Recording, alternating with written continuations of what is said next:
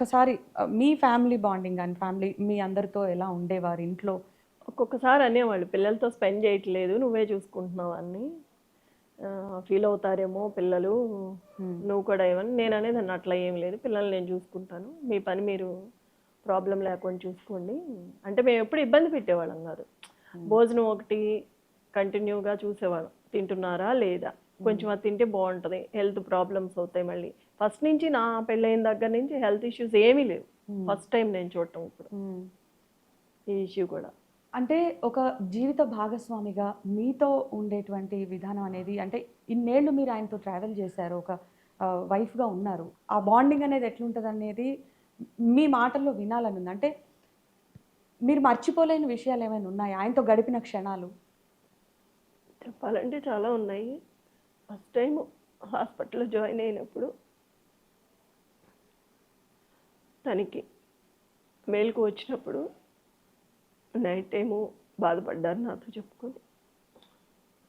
పిల్లలకి నీకు ఏం చేయలేకపోయాను, చాలా తప్పు చేశాను నేను చెప్పాను. నేను అప్పుడు ధైర్యం చెప్పాను, మాకు డబ్బులు ఏమీ అవసరం లేదు, మీరు బయటకు వస్తే చాలు, మాకు దీని గురించి ఆలోచించొద్దు, హెల్త్ చూసుకోండి ఫస్ట్ అని చెప్పాను. ఒక 1 వీక్ బాధపడ్డారు.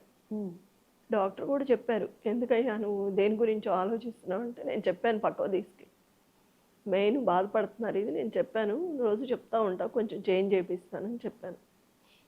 పిల్లలు నీకు చాలా అండగా ఉన్నారు, ఫ్యామిలీ ఇంత అండగా ఉన్నప్పుడు నువ్వు దాన్ని మర్చిపో, మీ మిస్సెస్ చెప్తుంది కదా మీకు ఇంత విడమర్చి, మీరు బాధపడొద్దు అని చెప్పారు.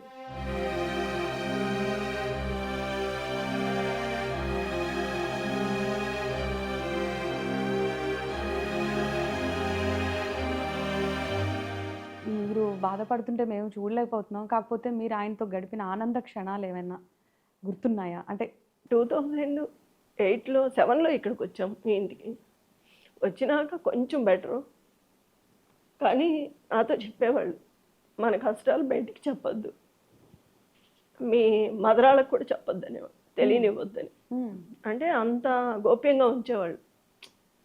ఒకళ్ళ దగ్గర మనం వలస అవ్వకూడదు, మన బాధ మనతోనే ఉండాలి.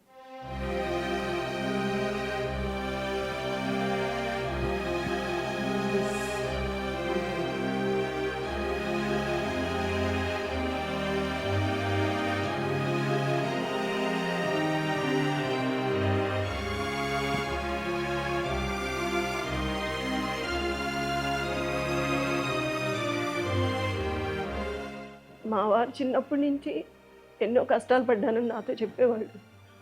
అదే కష్టాలు కంటిన్యూ అయినాయి చనిపోయేవారికి, ఎప్పుడు సుఖపడలేదు. సో ఈ ఇష్యూస్ ఎప్పుడు కూడా ఆయన రాజకీయ జీవితాన్ని ఎప్పుడు ప్రభావితం చేయలేదనుకుంటా. అంటే మేము దాన్ని అసలు తీసుకొచ్చేవాళ్ళం కదా, పిల్లలు కూడా పెద్ద అవుతున్నారు, వాళ్ళ మైండ్ మళ్ళీ ఎట్లా ఉంటుందో తెలియనిచ్చేవాళ్ళం కదా పిల్లలకు కూడా.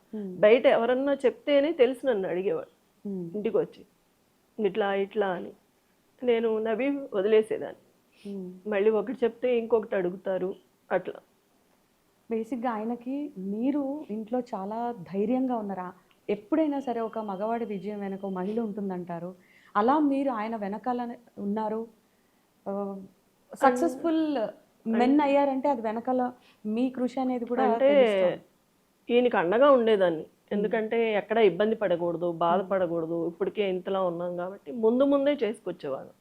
ఈయనకి ఏదన్నా బతుకమ్మ రంజాన్ అయి ఉంటే 1 month బిఫోరే నేను రెడీ చేసి పెట్టేదాన్ని, ఇబ్బంది లేకుండా. అసలు పండగల సమయాల్లో కూడా ఎక్కువగా ప్రజల్లోనే కనిపించేవారు, మరి ఫ్యామిలీతో టైం స్పెండ్ చేసేవారు కాదు? మేము ఎప్పుడు అనుకునేవాళ్ళం కాదు, నాన్న లేరు, ఈయన రాలేదు, పిల్లలు మేము ఎప్పుడు నాన్న అక్కడ ఒక పని మీద ఉన్నారు కాబట్టి, అది అయినాక ఎట్లాగూ మన దగ్గరకు వస్తారు కాబట్టి, వాళ్ళే ముఖ్యం కాబట్టి ఫీల్ అయ్యేవాళ్ళం కాదు మేము. ఎట్లాగూ మన కుటుంబమే అనుకునేవాళ్ళు కాబట్టి దాని గురించి పెద్దగా మేము ఇన్ని క్వశ్చన్ చేసేవాళ్ళం కాదు.